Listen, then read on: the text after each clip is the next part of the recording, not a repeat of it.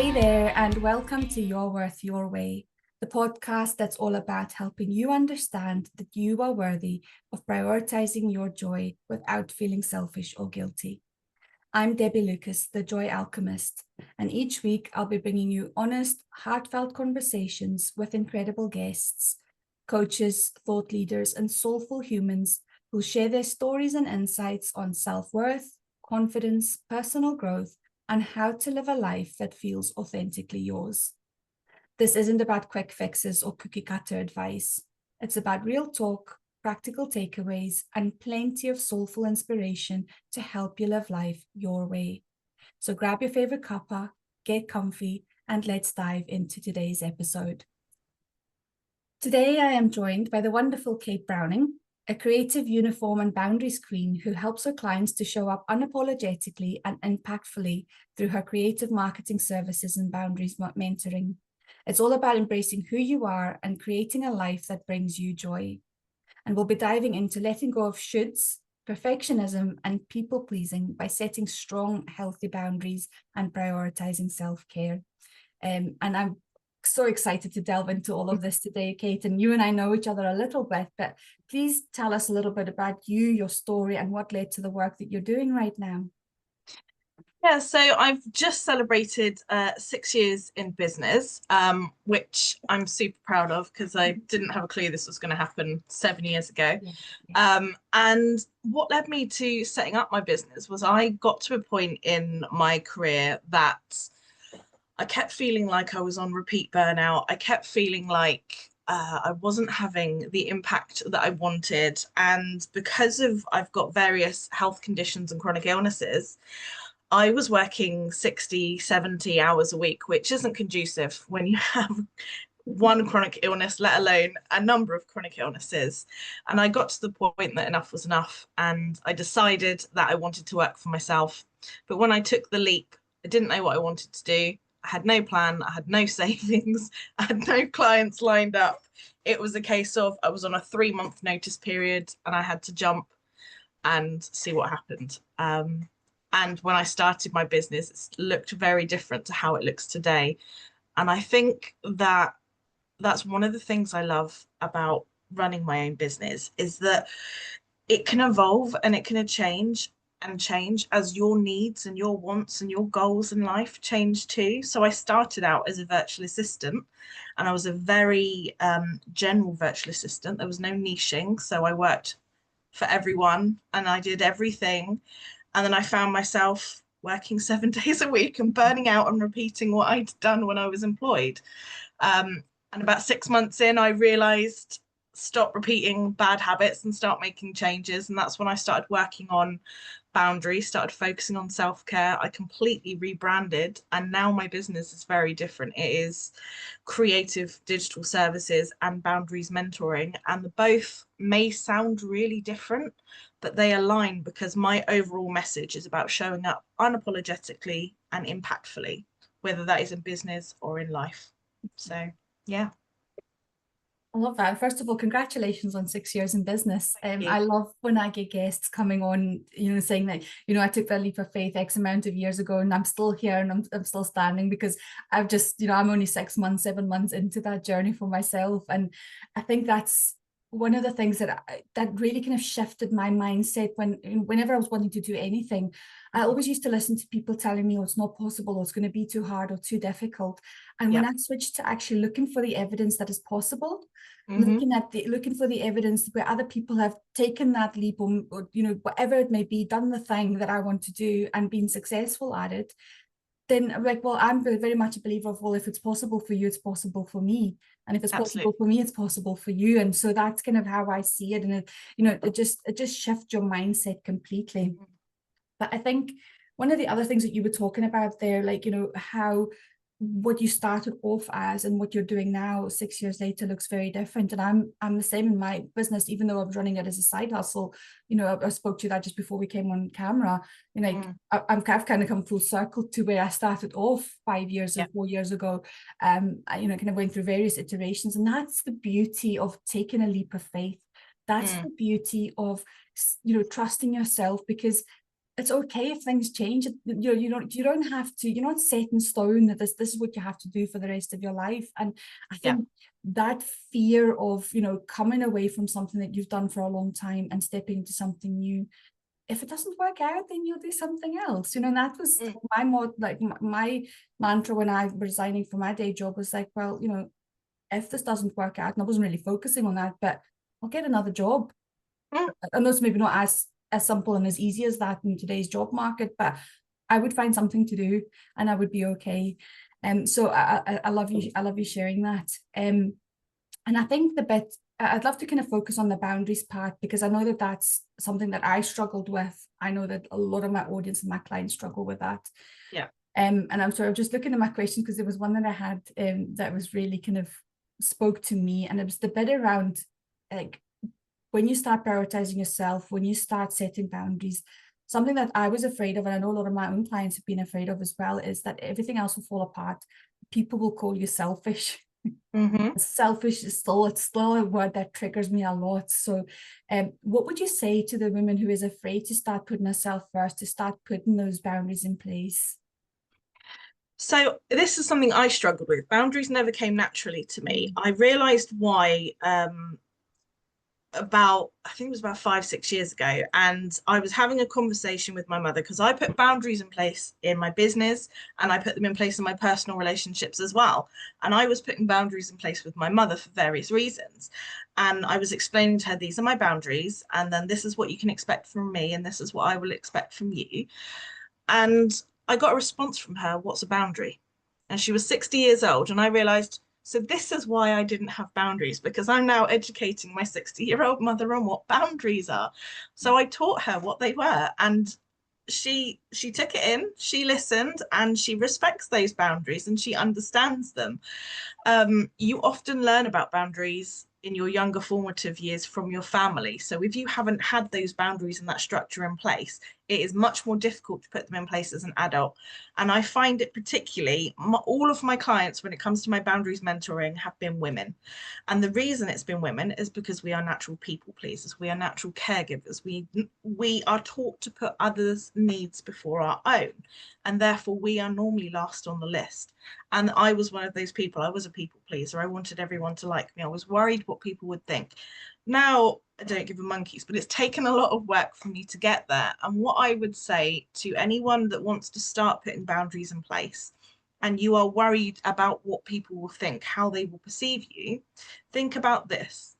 The only people that benefit from you not having boundaries, or from you putting boundaries in place, are those that benefited when you had none.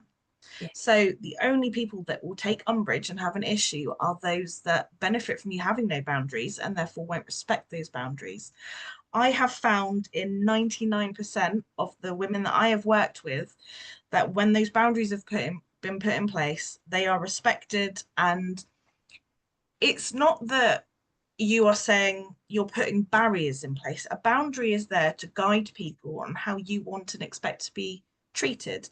And in return, you are being really clear with your communication, and therefore it makes things easier for them because they completely understand your boundaries. They understand how you want to communicate. They understand all of the actions that you want them to take, and therefore you're making it easier for them. So they're there to protect you, but it also makes it easier for the people that you're putting those boundaries in place for, because those expectations and communication are really clear. Yeah.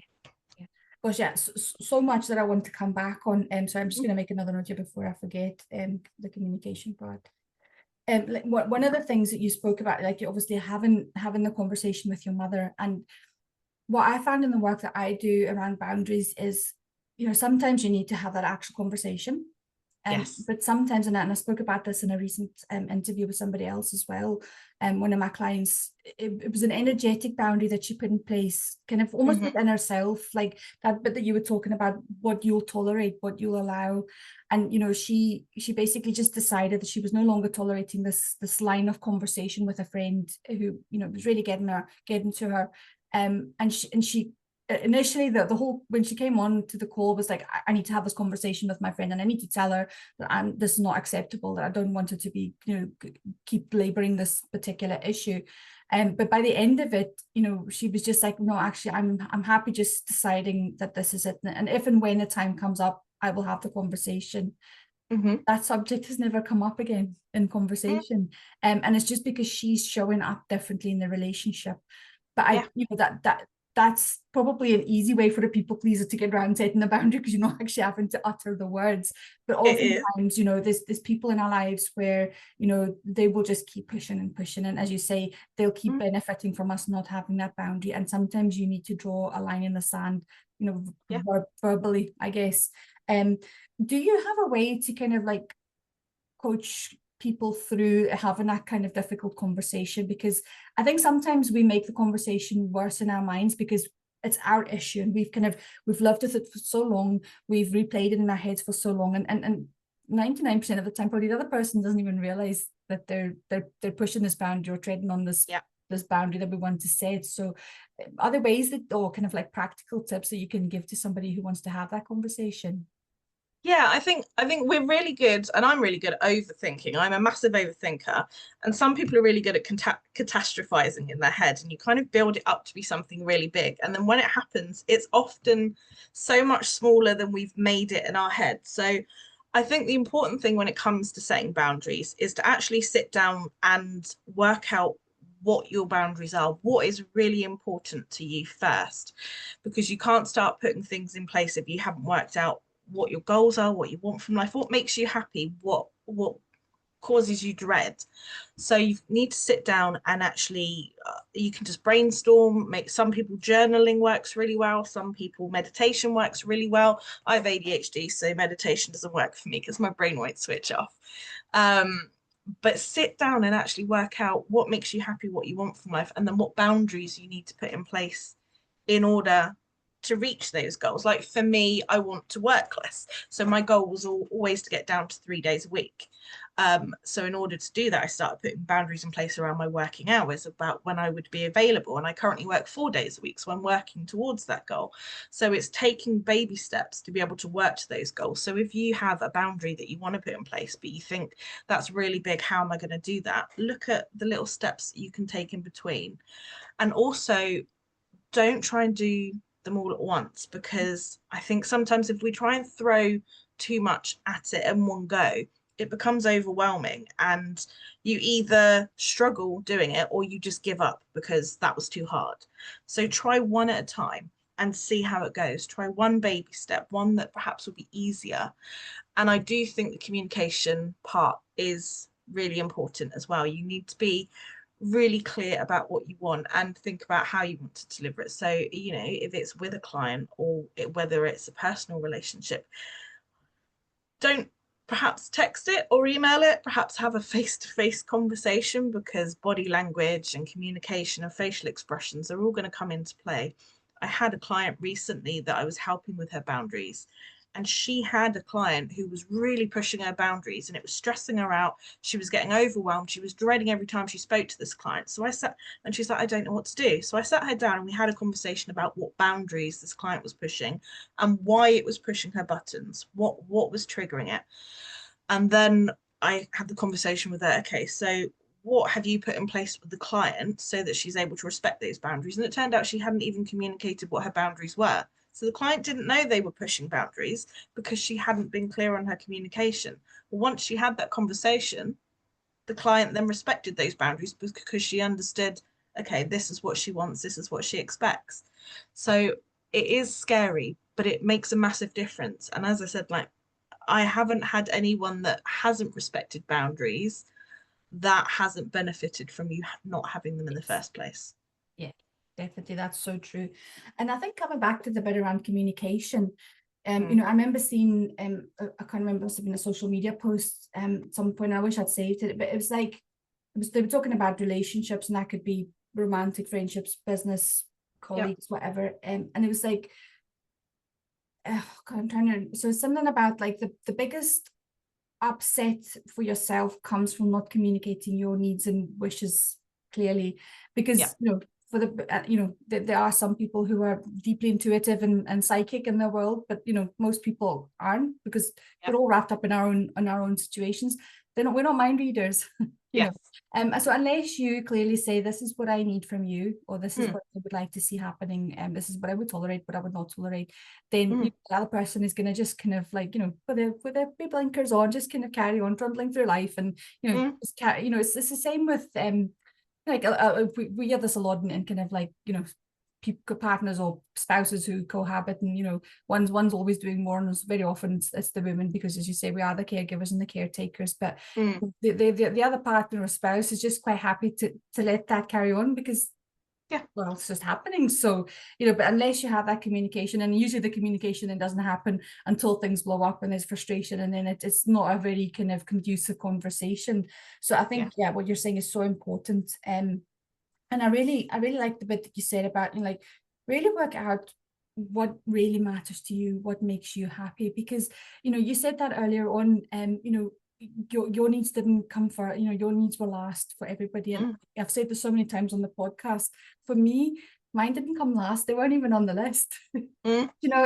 That's, and I can only recognize it now. I didn't recognize it at the time, but, like, Yeah. and again, I've said this on the podcast so much, for me, I only felt worthy if I was being useful to somebody. And so, Same. my drive to be useful and to feel worthy was like, I just had to help people all the time. And I was sometimes forcing my help on people who didn't even want it, which caused a lot of conflict, because it then came across as controlling. And once I was able to kind of communicate and explain, like, I genuinely am only trying to help you. That softened a lot of relationships and friendships. But I remember kind of, like, I remember a coach asking me, one of my first coaches, like, what is it that you truly want from life? And I genuinely couldn't answer the question. So I had to just like, go away and journal and meditate, just think about it. Even if you're driving in the car, just think about what is it that you truly want. And it took me a long time to really figure that out. And I think the baby steps part is so important, because when we're trying to change anything in our lives, whether it's form a new habit or break a cycle or something, thinking of like the final goal or result that you want, it feels so far away, and that's the bit that puts people off taking the steps, isn't it? But if you can just think, like, what's one small thing I can do today or right now that's going to move me closer to that? And that was a big shift for me. Again, we're not really talking about perfectionism yet, but like, I used to sit in paralysis because I waited for things to be perfect. And now it's very much like, well, what's just one thing I can do today to move me closer to getting that digital journal out, or getting the new quiz out, or whatever it is that I'm working on. And it's that makes it feel a lot more doable. Yes. Yeah. One of the things what I said when I was speaking in the intro was letting go of the shoulds. Yes. And I think that's such an important one when it comes to people pleasing, because often, what I found around people pleasing is a lot of the expectations that I felt were put up on me were in my own head. Nobody actually said to me, I want you, I need you to cook the dinner, do the laundry, do the dishes, clean the house, do the childcare. Nobody actually said that to me. I just assumed that. I placed those expectations on myself. And a post that really kind of landed and resonated with me was, if you find yourself saying, I should do something, you should ask it. What you need to do is ask yourself, do I need to do it? Or do I want to do it? And if the answer to both those questions is no, then there is no should. Sometimes you do need to do something. Sometimes you do need to cook the dinner because you and your family need to eat. Sometimes you do need to do the dishes because else you're not going to have clean dishes. But or if you don't need to do it, do you actually want to do it? Do you need to go for a walk? No. Well, do I need to go for a walk? Well, maybe, yeah, health wise, yes. But actually, right now, no, I don't need to go for a walk right now. And then so there is no should. So kind of, what does that look like for you, letting go of shoulds and then honoring your truth instead of terms of like that? What makes you happy? What do you want your life to look like? So for me, it's about showing up unapologetically me. So what you see is what you get. I'm aware I'm not everybody's cup of tea, nor do I want to be everybody's cup of tea. But that never used to be the case. I wanted people to like me because I'm a nice person. Why would you not like me? Now it's a case of I'm not everybody's cup of tea, and that is completely okay. But the way in which I got to that point was working a lot on the boundary side. But in order to put the boundaries in place, it was first learning to love myself and accept myself as I am, not I should be this size, or I should, not have visible tattoos, or I should, whatever the universe is saying. I had to let go of those shoulds and learn to accept myself and to love myself and appreciate myself for how I am now and understand my worth, because I was one of those people that and I have this a lot with clients when they come to me and we start working together, that they measure their worth based on their productivity. Yes. I was one of those people. I love being super productive. I love ticking stuff off a list. It's just so satisfying. But I was attaching my worth to it. I was attaching my worth to how much I could get done and how productive I was, and therefore how you build your business and how you earn. And now my self-worth is not attached to any of that. My self-worth is attached to me and me having a good heart and being a good person. And I am driven by positive impact. I love to make other people happy. I am one of those people that will walk up to you in the street and compliment you on your outfit because I want to put a smile on your face. Yeah. And I don't understand why people wouldn't want to do that. Kindness and manners to me are a basic necessity. They're basics of what I expect from people. And if you can't give those two things, then perhaps my energy will turn to someone who can. So to be able to show up unapologetically, it was understanding my worth and my value. It was then prioritizing the self-care aspect, particularly with my health, my chronic health conditions that I've got. Being able to focus on my self-care and making that a priority and building my business around that. So my business is built around my boundaries and my self-care, not the other way around. They come first. The business is built around those things. And all of my clients get clear understanding of that before they even sign a contract with me. This is what my priorities are. This is, and they even get a document with my boundaries on them around time, around communication, before they sign anything. So that if it's not the right fit for them, I can recommend someone that may be a better fit. That's okay. I'm not afraid to say no anymore. I'm only saying yes to people that are the right fit. And it's then about building those boundaries. And for me, it's about focusing on what makes me happy, because yes, I'm ambitious. I want to grow my business. I want to be financially stable. But for me, my driving factor is what makes me happy. And that's why I've just made a massive pivot, scary, terrifying pivot in my business, and binned two of my main services that earn me 70% of my income, because they don't make me happy. They actually make me stressed and anxious and overwhelmed. So I made the decision about a month and a half, 2 months ago, to bin them. And it's terrifying because they bring in a lot of money. Yeah. But as we were saying at the beginning, I'm going to try. I'm going to see what happens. I'm going to put everything I've got into it. And if it doesn't work, I can pivot and try something else. The world will not end if this doesn't work out. You don't know until you try.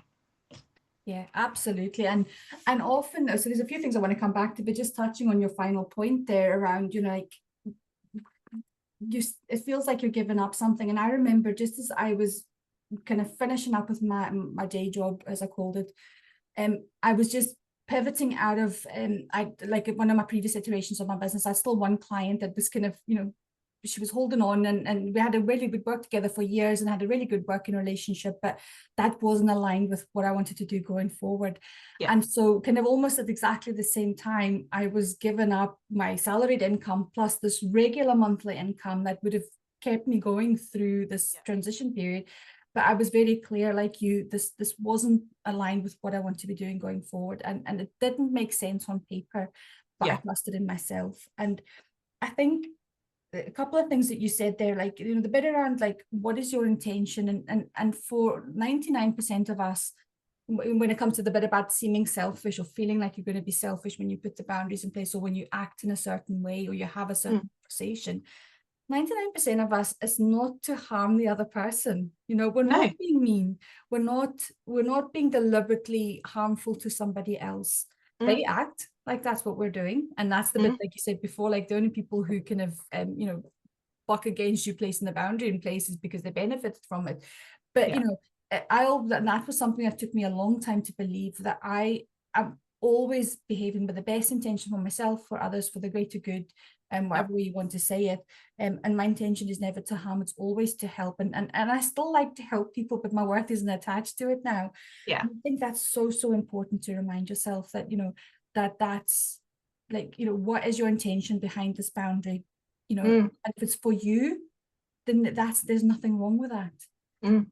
If you're deliberately wanting to be mean to somebody and like make their life difficult, that's a different kettle of fish. But yes. I've never come across anybody who's done that. Neither have I. A psychopath or a sociopath, which thankfully not any of them in my world. But we'll get into that.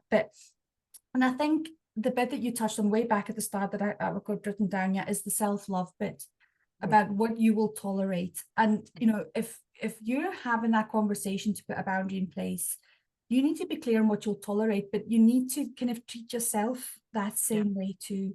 You need to kind of model to others what you're willing to accept for yourself. And I think that's so important. And I think, that's the bit where, the self-care comes in. And I remember back in the day, one of my businesses, I was like an online business manager, and I was trying to grow my own business, but I was obviously working for my clients as well. And I always used to do their work first. And then at the end, if I had some spare time and energy, I would do some of my own work. And this is also while working my day job as well. So you can imagine the burnout was real. It was one day where I actually decided, you know what, no, I have got certain things in my business that is a priority for me that I want to focus on. And I did them first. And see the energy that I had afterwards to then go on and I did more than I wasn't planning for that day for my clients.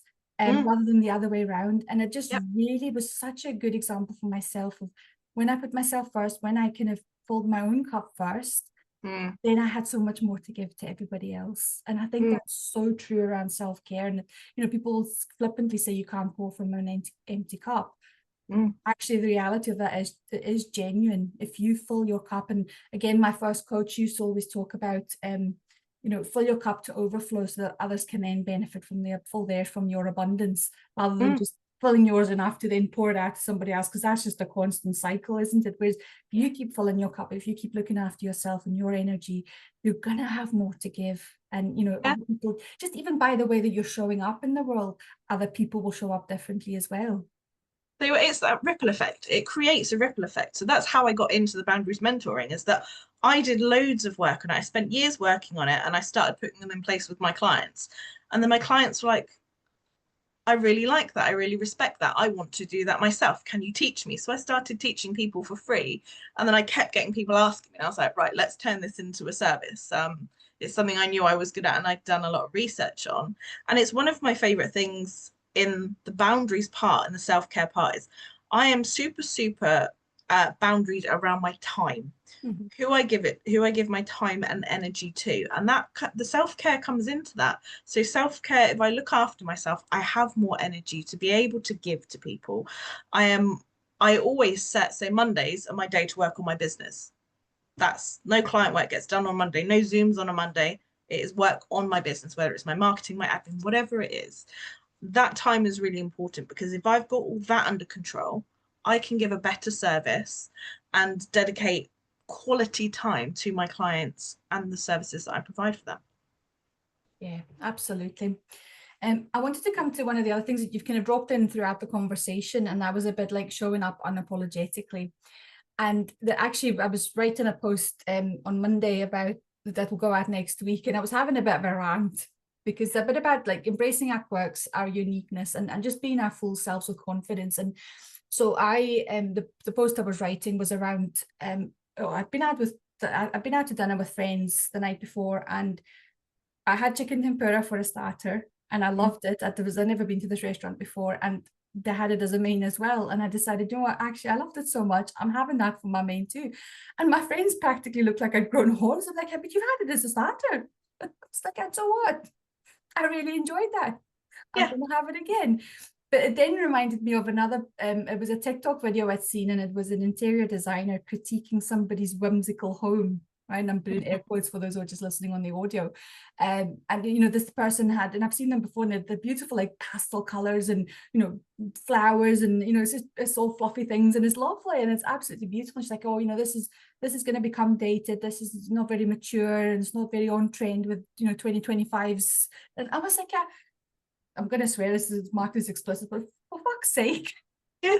Who cares? You know, I don't want to sit in a greige living room. If that's your thing and you love it and makes you happy, go for it. Absolutely. But the amount of people who do things so that it's Instagrammable or that it looks good for other people, but that's really what they like and what they want because they think, what are other people going to think? Screw it. Do what Yeah. makes you happy. Life is too short. You've got to do what makes you happy. I have an art wall in my office of original colourful artwork, and I've got trolls on my desk and nutcrackers and unicorns because those things make me happy. And I don't care if someone look.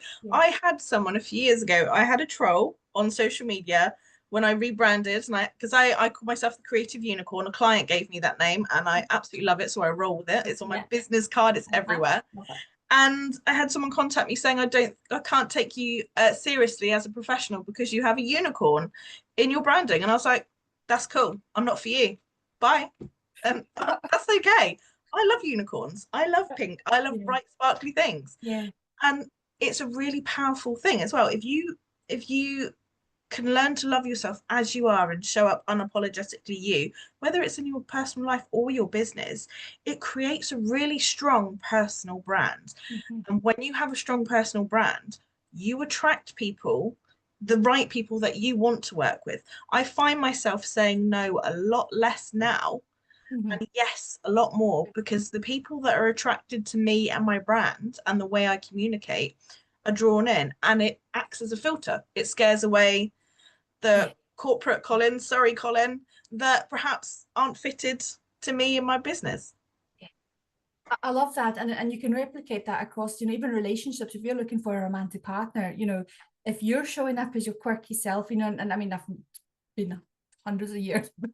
I don't think dating apps were even a thing the last time I was actually dating or looking for a partner. They weren't for me either. Coming in, but like, I mean, I've had friends like that, and you know, like, you know, you've seen other people, like, you know, like people are showing up in their quirky selves. They're showing their tattoos. They're dressing quirky. They're talking about their quirky interests, and like that, there's going to be a lot of people who are turned off by that, but there's going to be a lot of people who are turned on. So you're going to automatically, you say, you know, sift out the people, and the no's are going to turn to a lot less because you're just pulling people into your world that align with you, that resonate with you and your energy.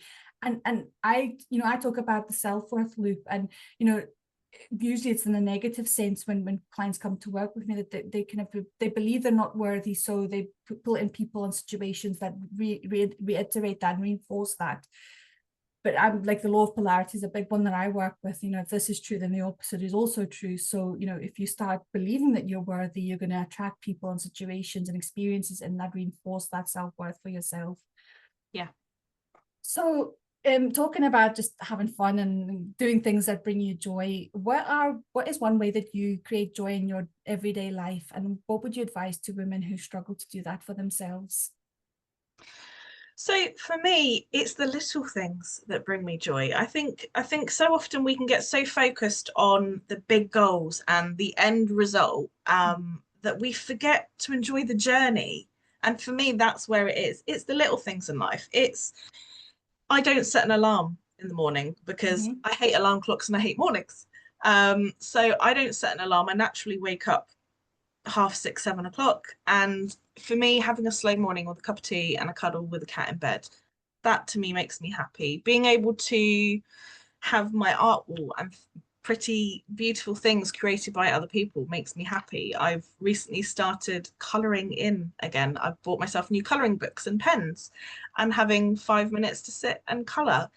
It's the small little moments for me that bring me joy. Yes, you know, going on a big holiday is lovely and great. I love to travel, but it's finding those little glimmers of joy each day in the little moments. They're the things that bring me the most joy. I love that so much, and it resonates so much with what I do in my message. You know, where I, you know, for me, what shifted was when I embraced joy as my frequency, as just every day. What is bringing me joy? And, you know, like, I'm a proper tea Jenny, and I could have 5 or 6 cups of tea during a day, and I drink between herbal and black tea, and I kind of mix it up. But like, that's my mini moments of joy and my kind of resets during the day. And like, when we start seeing joy as the kind of the frequency that will help us to achieve our dreams and our goals, rather than the result once we've achieved our dreams and our goals, that totally flips things, because if you're seeing it as like something that you're still working towards, you don't see the joy in the moment, as you say. You don't get to experience things with joy. And so I love that kind of tips. And you also don't need to earn joy. You don't need to earn happiness. A lot of people think they need to do something in order to have a reward, and that's another shit. Rubbish. Yeah. Find joy in the little moments. You don't need to earn it. You deserve joy all day, every day. 100%. And that is that whole if I, or when I, then yeah. I. Yes. Plus that when you start talking about like, nope, we're not doing that. Let's find another, let's rephrase that. So that's amazing. Thank you so much. So I'm sure that my listeners, I usually do my big takeaway. But there were so many things that stood out for me. But I think like one of the things that you spoke about like throughout was that bit about like the communication. But the communication kind of starts with yourself. And then, once you're clear with yourself and you've kind of worked that out for yourself, then how you communicate that to other people and kind of, set that example. I think that was something that really stood out for me today. So I'm sure that my listeners want to hear more about what you do and find out more about what you do and connect with you. So where do you hang out? Where can I find out about your work? They can find me on my website, cherryblossomanagement.co.uk, and I tend to hang out on Instagram and LinkedIn. Amazing. And I'll add all the links to that in the show notes as well, so that everybody can access that and find you. It's been amazing having you on, Kate. I've loved the conversation, and thank you for coming on. Thank you for having me. Thank you for tuning in to this episode of Your Worth, Your Way. I know that you'll be walking away feeling inspired and ready to embrace your worth and prioritize your joy.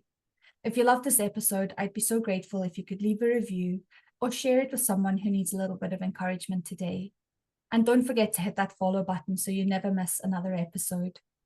And you can connect with me, find out more about the podcast, my guests, and what I do at debbielucas.me/links.